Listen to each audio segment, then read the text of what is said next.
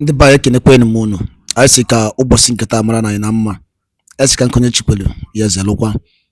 Dịka o si dị, ụmụ Igbo ewetara unu ozi gbasara maka ya bụ ife na-eme n'obodo nọ n'ime ya.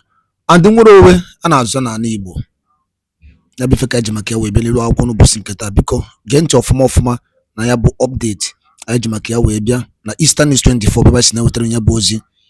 Ozi a bụ according to the Biafran activist wetara ya, and as he quote, breaking news. Atiku Abubakar pushed me to hand over Biafran peninsula to Cameroon. I never knew he was fighting for his brother's land. OBJ, Olusegun Obasanjo, the former president of Federal Republic of Nigeria, hear the news in details. All right, Biko, nnukwu update ka ejimakia wee bịa. Get to one of the Biafran activists liati. All right, over to you.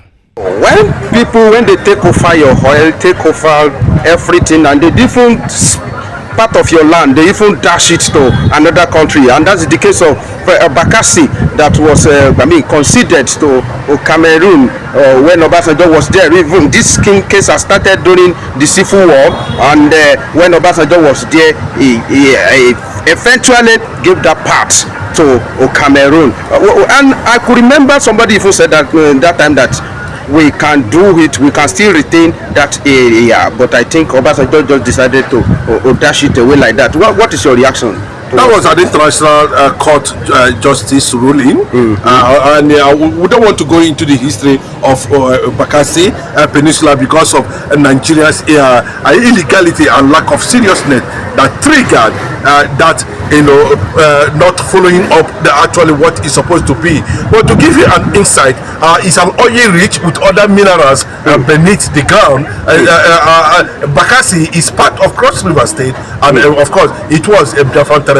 And Gowon actually, gave it out, to Cameroon so that there'll be kind of blockade, to Biafran struggle at the end of the day. But what amazes a lot of people is that, even after the war has ended, Nigeria allowed that space to be thrown open until 1975 when Gowon actually handed over that ceded that territory, Biafran territory, let me say to Cameroon, and Bobby and the rest of them has leveraged on that and smiled home with that international court judgment that has never been ratified. It has never been ratified. There's an issue going on there currently now, and for a revelation we are just seeing that actually it was the Fulanese that brought Obasanjo to power. That's what we have been talking about.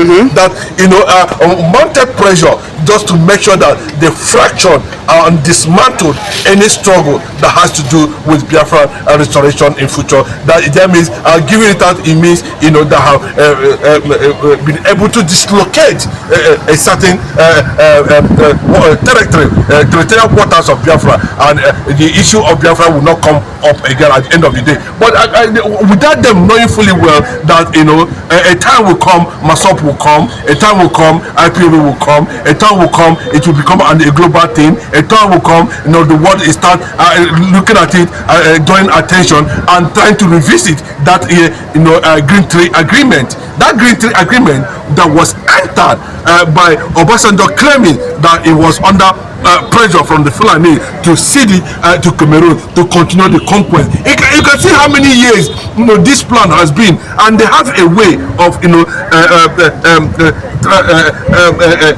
carrying out or what I mean their subjects or their offspring or their descendants continue from where their grandfather start. And Obasanjo coming now to declare that it was the Fulanese that mounted pressure on him, led by Atiku, that made him to go as far as ceding or signing that kind of agreement and the ceremony was done in a town called Achibong in Bakassi area, which is properly, and most of the things are then what they rectified.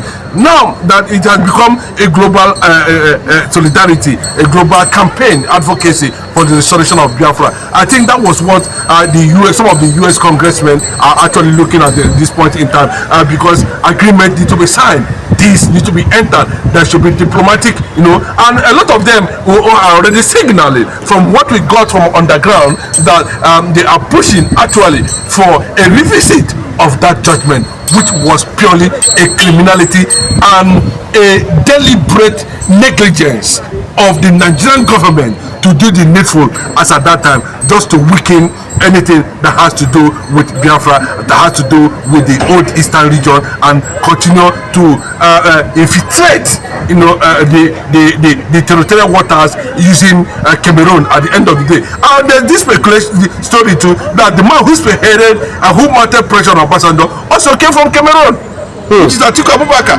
a Fulani man. The Fulani man. So you can see what has been going on till this moment, and people are just looking at it.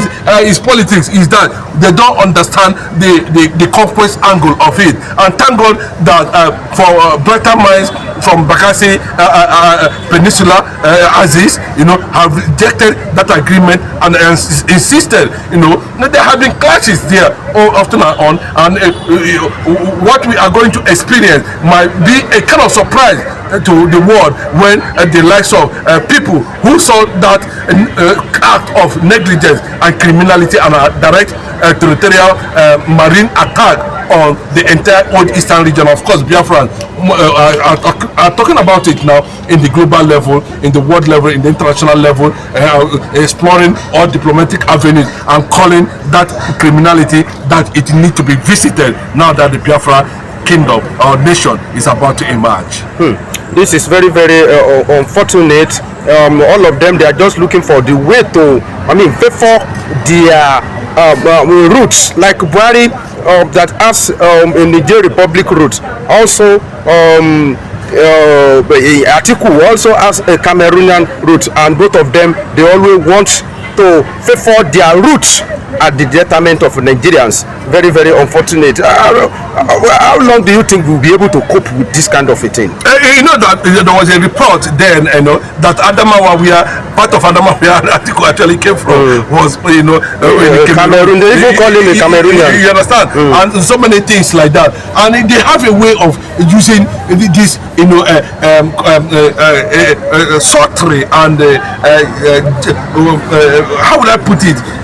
A way of making things look as if it is real or is working for the interest of national interest, while they are actually trying to achieve their aim at the end of the day. So that's what happened. But what we are hearing is that a certain, which I don't want to disclose here, a certain top US Congress men who are also interested in how they are, because they might not understand the level of legacies and job and work underground in the pipeline Mazi Nnamdi Kanu has done before the illegal rendition, and these people has met with top people within the artists and of course the liberation leaders of Biafrans, and let me say advocates secretly for what we had, and they have resolved that the issue of Bakassi Peninsula will be revisited, given research and revelations that was made in the past regarding that. But let me just say it very clearly here. Mazi Nnamdi Kanu has taken note of that, and there is going to be a struggle towards that direction, either by omission or commission. Everybody that's involved in that illegality, I think the world can intervene and revisit that whatever Green Tree Agreement that led to the ceding of Bakassi Peninsula to Cameroon without the consent of the Biafrans, because the Bakassi Peninsula actually fall in the Biafran territory, and if there's going to be any form of that, it should be done with the consent of the Biafrans, and that is what it is. That is criminality, and that is an act of conquest and agent negligence on the side of the Nigerian government, going to that extra man to cede they are a territory that does not belong to them, to another person, just because you want to win a war. It is very, very unfortunate. I want you to link that place with Ambazonia.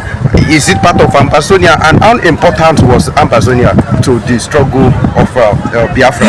Yes, I think that will, to a larger extent, that is going to be something that needed to be worked, because I know that at a point, they have to move out from Nigeria, and they blame certain factors, which must be avoided this time around.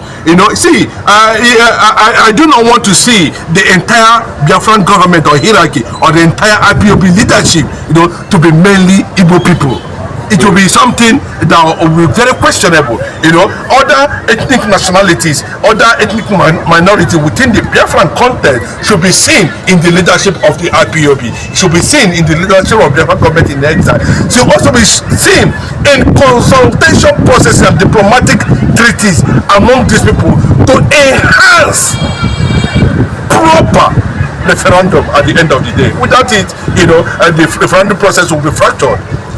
And that's one of the things that can actually, bring back our defunct or our departed or our brother on the side of Amazonia are coming together to join United States of Biafra. And that's why they say United States of Biafra. It is not a one-man thing. It is not an Igbo thing. It is not an Ejo thing. It is not an Ishekiri thing. It is not anybody's thing. It's just a people, who identified themselves in one culture and tradition and decided to take their own destiny to define their own moment. And that's what it should be. And the world and the United Nations should embrace that. But unfortunately, you see, even when this thing happened under the late Kofi Annan, a lot of people did not believe, that he was the one who delegated an undersecretary of the or Secretary General of the United Nations to come and supervise, simply because he enjoyed a personal relationship with Obasanjo as at that time. And that was how they messed up, a matter that 100 years, 200 years, they don't even ratify that kind of matter. So that's why it has gotten to a level the world are beginning to see the signs of recognition, and the sign of major solidarity is coming to Biafra, and they need to look at those areas of enhancement, and treaties will be signed to maintain a balanced trade and, of course, territorial waters. Ndị ba ngwadalo li nenu dikun si wee ge ya bụ ife wetelu n'ụbọchị uruchi nke taa. Anyị ga-anapụ nukun ya ati agbasịta maka ya bụ ife ndị a niile ụmụnne wetela anyị. Gwa ifu nche n'udo nke unu. Ngwanụ ka emesịa na ụmụnne m.